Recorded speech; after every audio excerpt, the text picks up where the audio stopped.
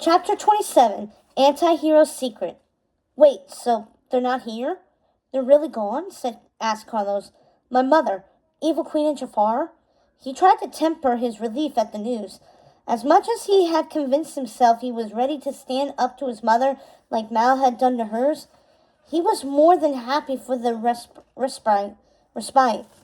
And if you guys don't know where they are, does that mean they're not on the Isle of the Lost? Asked Mal. Not exactly on the island, no. But not exactly off it either, at least we hope not, said Yen Sid, remaining maddeningly obscure on the subject. Let me backtrack a little.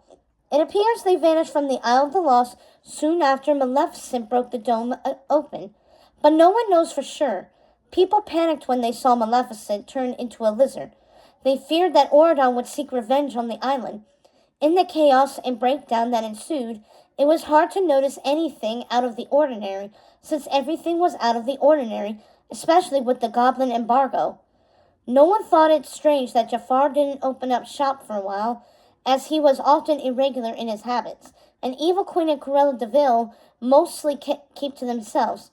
But then the junk shop remained closed, and a few weeks later, a goblin who delivered the daily basket of supplies to Evil Queen's castle reported that no one ever took them inside. They were just piling up by the front door, and even Corella's wig maker remarked that she hadn't come in for her regular fitting. So we knew something was wrong. He frowned and tugged his beard. I sent messengers to each of their homes and runners across the island to see if anyone had seen them anywhere, but to no avail. They were well and truly gone. The rest of the group nodded, and it was clear this was old news to them. Carlos noticed that some of them were doodling in their notebooks or passing notes and whispering. Even if they were trying to be good, they were still naughty kids. He tried to ignore them and focus on what Yensid was saying. But if they're not on the Isle, where could they be? Asked Carlos with a gulp. You don't think they're in Ordon, do you? Yensid gazed balefully at his young pupil. Before I answer your question, I would like to ask a few questions of my own. Shoot, said Mal. Have you been experiencing a series of earthquakes in the mainland? Small tremors, vibrations, and once in a while a real rumble? He asked. Yeah, we have, said Jay, as the four of them nodded in agreement. Have you noticed if they are becoming stronger and more frequent? They certainly are, said Mal. I know Ben's council is worried about it, since it's never really happened before. Not just earthquakes, though. He mentioned that the whole kingdom is suffering from unseasonal weather. Frost, hurricanes, sandstorms. Then it is as I suspected, said Yensid. He sighed. What does the weather have to do with the missing villains? Asked Mal. But the professor was already scribbling in his notebook and ignored her question. When he looked back up at them, he had their full attention. I think it's time for me to tell you a little about the history of the island. As you know, when the villains were placed on the Isle of the Lost, Fairy Godmother, under King Beast's command, created the invisible dome to keep magic out of their hands so that they would never threaten Auradon's peace again. I thought it was also because they were being punished for their evil deeds, said Evie. In effect, it was a punishment, as they were kept here mostly to ensure the safety of the kingdom, said Yensid. But what we didn't realize then was that keeping magic off the surface of the island created tremendous pressure in the atmosphere, and the magic that was kept out had to go somewhere else. Energy transference, said Evie knowingly, even as the rest of the club was falling asleep on their stools. It was obvious they'd all heard this before. Yes, said Yensid, impressed. I warned Fairy Godmother about the risk of establishing the magical barrier, but at the time, we deemed it a better gamble than letting the villains run amok in the country with their magical powers intact. Magic was pushed underground, said Mal slowly. Exactly. Over the course of the 20 years since the dome was created, magic grew wild and flourished underground, where it created a system of tunnels, the endless catacombs of Doom, which composed a series of magical lands underneath ours, said the professor. He looked at them somberly. Some say these tunnels also include an escape route out of the Isle of the Lost and straight into Auradon itself. Or Oradon, cried Carlos. Yes, and this passage must be closed before anyone discovers it. I fear we might already be too late, the professor said. A magical underground land right beneath ours that leads to Oradon, mused Jay. Wild. The professor frowned. I sent a letter to King Beast explaining my conclusions, but I suspect Evil Queen Jafar and Corella intercepted it. Maleficent's goons used it to go through my mail, and I'm certain that Evil Queen did the same thing when Maleficent was gone. Ben is king now, by the way. Maybe you should have written to him, Mal chided. What about the tremors, the earthquakes, the weird weather we're having? Are they related to this then? The professor nodded. When Maleficent broke open the dome when she escaped, I believe that the magic that was released sparked something underneath the Isle of the Lost, which caused a ripple effect in the weather that can be felt all the way to Oradon and has caused unusual natural phenomena. Sparked something, said Mal. Like what? The professor was about to answer when Carlos changed the subject back to the pressing worry. Excuse me, Professor, but they must have found out about the secret tunnel, the escape route, he said. Cruella, Evil Queen, and Jafar, I mean. So that's why they packed light, said Evie.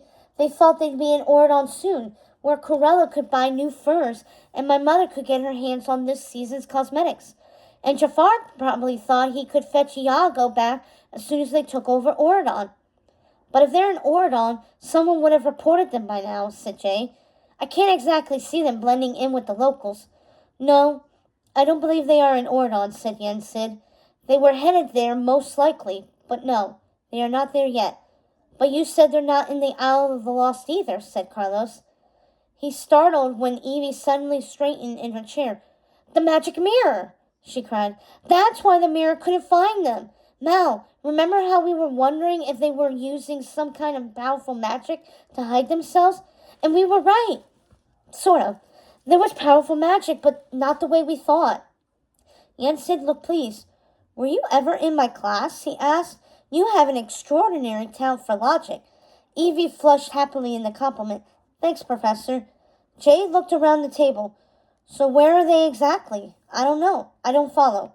They're lost in the catacombs, said Mal crisply. They were trying to get to Oradon, but they got lost somewhere along the way. The old wizard nodded. Almost. They are not lost. It is my belief they are down there searching for something. Something other than the way out, asked Jay. What could be down there that they want? Yensid motioned to the group to close their books and put their maps away. He sighed heavily and looked each of them in the eye. Where do you think evil comes from? He asked. The Isle of the Lost, offered Carlos. Close. His voice thundered in the small room. Evil is a real thing. It lives and breathes. It works its malice through living vessels eager to spread its vile wickedness. But villains cannot be villains without the source of their power. The younger members of the club began to whimper. Every villain has a talisman. These talismans hold the powers that were stripped from them upon their exile to the Isle of the Lost. Like the Dragon's Eye Scepter, said Mal. That was my mother's talisman. Are you saying there are other talismans in the catacombs? You would have been a good student in my class as well, said Yensid proudly. Yes, the catacombs of doom are only one part of the equation. Like I said earlier, when Maleficent escaped, she released so much energy into the surrounding area that it sparked a magical reaction underground and caused the recent earthquakes and unseasonal weather phenomena all over Oradon. I'm afraid she's also awakened 4 evil talismans that have been growing in the catacombs of doom over the years. These talismans are growing in power and causing havoc with our weather as they draw energy to themselves. 4 of these talismans are the most dangerous right now. The Fruit of Venom, the Golden Cobra, the Ring of Envy, and a new dragon's egg. An audible silence filled the room, and it was apparent that while the club knew about the catacombs, learning of these talismans was new to the villains on the Isle of the Lost, as well as the 4 visitors from Oradon. A new dragon's egg? Asked Carlos. What does that mean? Hang on, said Jay. Does this have anything to do with the Dragon's Eye staff back in Oradon, the original? Yeah, That one broke when Mom turned into a lizard, said Mal. We found it and Ben put it away in the museum. It's useless now, so I guess this would be its replacement. Yensid nodded to show she was correct. Merlin wrote me about Camelot's problem, and along with the strange weather patterns worsening in Oridon, I realized I had to get you kids back to the island right away. There isn't much time. We must act, and quickly, said the professor. The talismans desire to be found. They have already seduced their masters into looking for them, and soon they will call others to their side. They seek to escape the darkness of the underground, so they can once again bring chaos and catastrophe into our world above. You must find and disarm them before they fall into the wrong hands. Then bring them back to Oridon, where they can be destroyed forever. We'll go as soon as we can, promised Mal. Remember how the four of you were able to defeat Maleficent? Yensid asked. They nodded. But what if it wasn't just Maleficent and the dragon's eye you were facing? What if you were facing all four villains holding their talismans? Imagine facing not just Maleficent and her scepter, but Jafar and his golden cobra, Evil Queen and her poison apple, and Cruella de Vil and her ring of envy. Oh, said Carlos, that doesn't sound good. That does not sound good. Used together, these four talismans for evil can overcome the power of good once and for all.